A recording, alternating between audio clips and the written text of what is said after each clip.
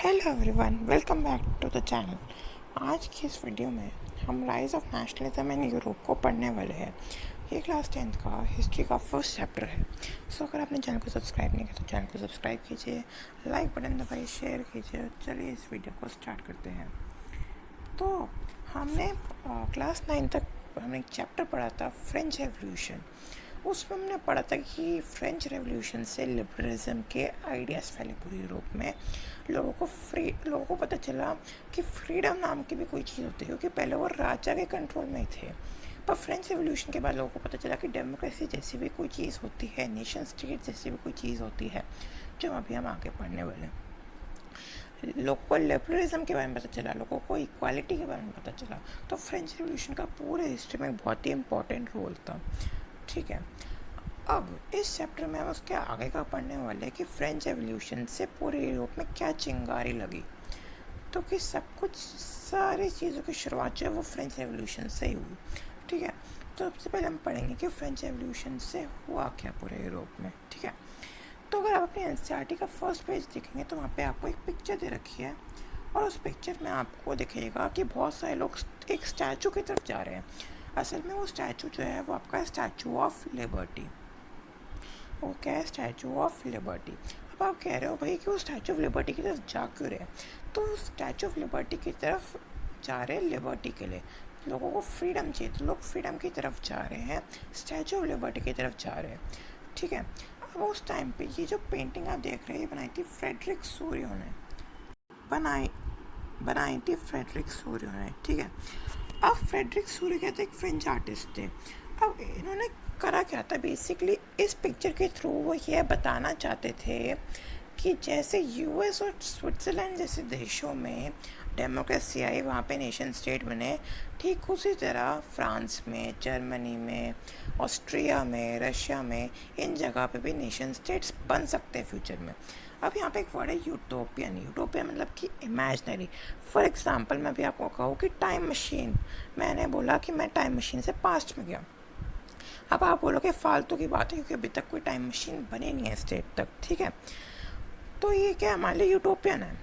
ठीक है, तो सिमिलरली उस टाइम पे 1800s के टाइम पे क्या था कि डेमोक्रेसी चीज़ ऐसी जो लोग चीज़ डेमोक्रेसी जो जैसा जो आइडिया था वो लोगों के लिए यूटोपियन था, वो लोगों के लिए सिर्फ इमेजनरी था, उससे ज़्यादा कुछ नहीं था, क्योंकि उस टाइम में डेमोक्रेसी कुछ एग्जिस्ट करता ही नहीं था। और फ्रेडरिक सूरियो ने इस यूटोपियन को दिखाया, इस डेमोक्रेसी को दिखाया।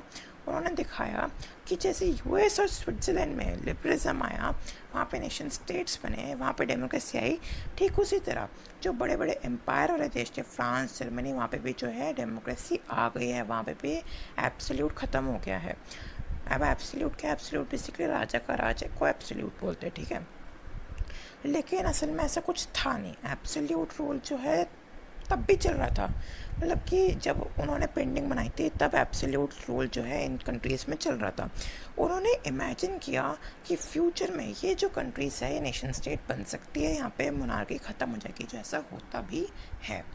ठीक है, अब यहाँ पे आप देखोगे क्राइस्ट है और सेंट्स होते हैं, ये सब जो है फ्रेटर्निटी को सिंबलाइज करते हैं, दिखाते हैं कि सबका क्राइस्ट एक है।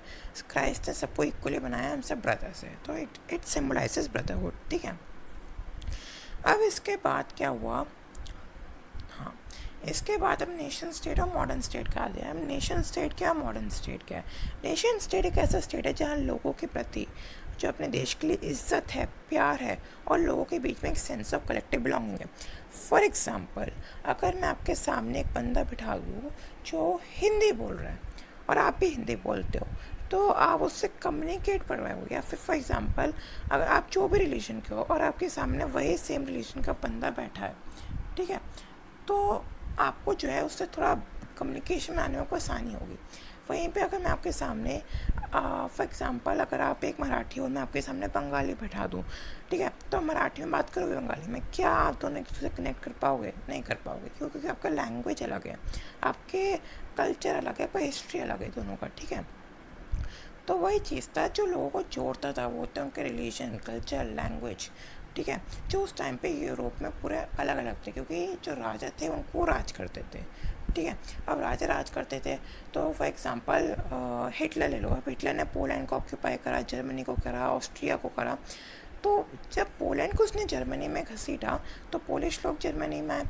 अब पोलिश जो है वो जर्मनी के साथ नहीं कर पाते थे, मतलब वो कनेक्टिविटी नहीं बन पाती थी दोनों में, क्योंकि क्योंकि वो डिफरेंट लैंग्वेज बोलते हैं, उनका पास्ट अलग है, उनका हिस्ट्री अलग है, उनका कल्चर अलग है। समझ में आया? तो सिमिलरली वहाँ पे क्या होते थे, पहले बड़े बड़े एम्पायर्स रूल करा करते थे। ठीक है, तो वो कहते हैं फॉर एग्जांपल अगर कोई भी टेरिटरी ले लेते थे तो वो उसे अपने टेरिटरी के साथ मिला देते थे, जिससे उस टेरिटरी के रहने वाले लोग जो है उनकी टेरिटरी में आ जाते थे। तो जब वो एक दूसरे को देखते थे, मतलब कि वो एक दूसरे से कम्युनिकेट नहीं कर पाते थे, क्योंकि उनका लैंग्वेज अलग था, उनकी थिंकिंग्स अलग थी। ठीक है, वही नेशन स्टेट ये कहता है कि सब लोगों में कनेक्टिविटी है, सब लोगों में यूनिटी है, सब लोगों में भाईचारा है, सब लोग अपने देश से प्यार करते हैं। ठीक है, मॉडर्न स्टेट क्या कहता है कि वहाँ एक ऐसी स्टेट जहाँ पे डेवलपमेंट चल रहा है, जहाँ इंडस्ट्रियलाइजेशन हो रहा है, जहाँ पे ग्रोथ की लेवल अलग ही है। जैसे आप यूएसए ले लो, हाँ, like you can take example of US. ठीक है, आप स्विट्ज़रलैंड का एग्जाम्पल ले सकते हो, नहीं सॉरी स्विट्ज़रलैंड नहीं, एक तो आपका यूएस हो गया। ठीक है, और आपका इंग्लैंड भी अच्छी ग्रोथ में था उस टाइम पे। जर्मनी फ्रांस की तो हालत ख़राब सी थी उस टाइम पे। ठीक है, तो ऐसी कंट्रीज़ थी जो वहाँ पे डेवलपमेंट अपने पूरे ज़ोरों शोरों पे था।